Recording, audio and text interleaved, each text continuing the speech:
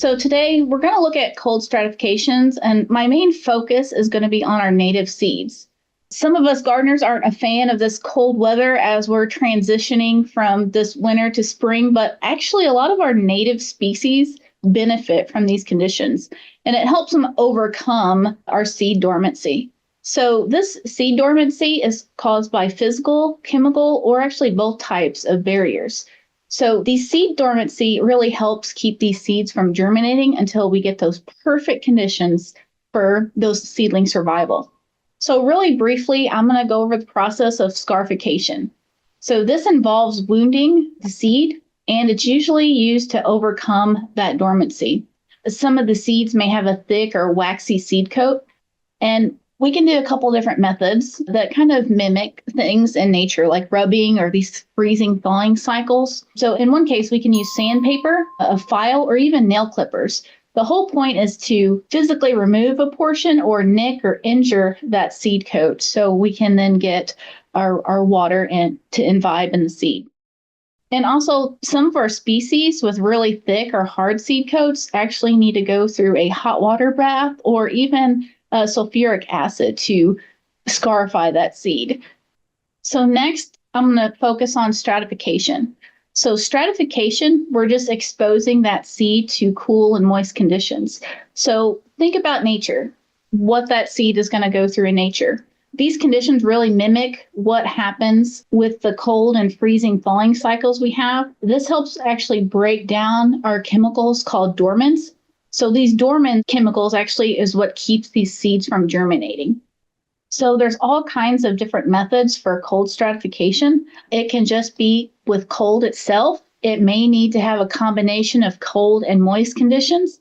We can also have presence or absence of light. So all these conditions can come together and be combined to help overcome these germinations of these seeds.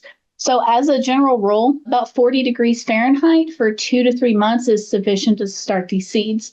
If you do have any questions, you should be able to find this information on the back of the seed pack, and it'll tell you the ideas. So to cold stratify, we want to place these seeds in a container. It's really helpful to put the date, the name, and the treatment dates of when it's going into the cold and when it's going to be coming out. So the best place to do this is really your refrigerator, or if you have another cold environment. So you can stick them away for 1 to 4 months, depending on the species. And the hardest part for me is to set a reminder. I do this all the time at my house, and sometimes things and seeds get lost in the fridge. So smartphones are great to keep a reminder of when you're supposed to take those out and germinate them. So moist stratification is another method.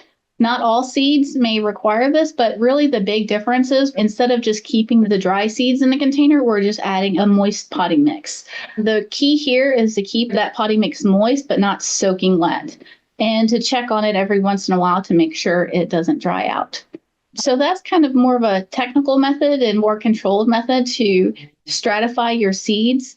Another method, a little bit easier, I would say, is you could actually sow these seeds outdoors in a bed or tray, or you can also use recycled milk jugs and sow these natives in the early fall or winter and just let nature do its course. And that's going to achieve those same results. We have a really good publication on winter sowing seeds. It is a youth activity, but I know it's a really easy way to start our seeds, and it's a really fun activity. So we'll throw that link down in the chat here in a minute. So this next slide is a list of some Missouri native species that are going to benefit from that 2 to 3 months of cold stratification. Going from left to right, we have a lot of anemone species. This one's a rube anemone. There are also several native aster species, like a New England aster here in Missouri. We also have tick seed coreopsis, echinacea, and our purple cone flowers, another popular native. Liatris, this variety is blazing star. And last is Lobina. So I tried to pick some of the native species that you may be familiar with. Kind of continuation, we also have Rudbeckia species, the coneflower, the lean or the royal catchfly. I see the royal catchflies along the riverbanks near my house, so they're really, really pretty. Solidago or our goldenrod, and last but not least, our verbena or our rose verbena here in Missouri.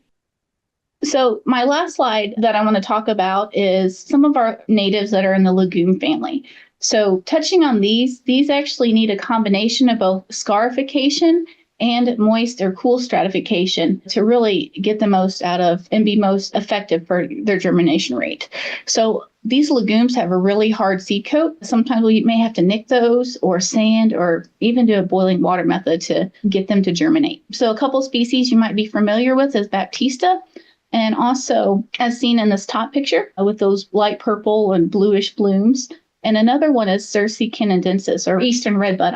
So today's focus was really on some of those native species that require our cold stratification. But if you want a more in-depth guide, we can find this from a publication from Missouri Botanical Garden, Native Seed Propagation Methods.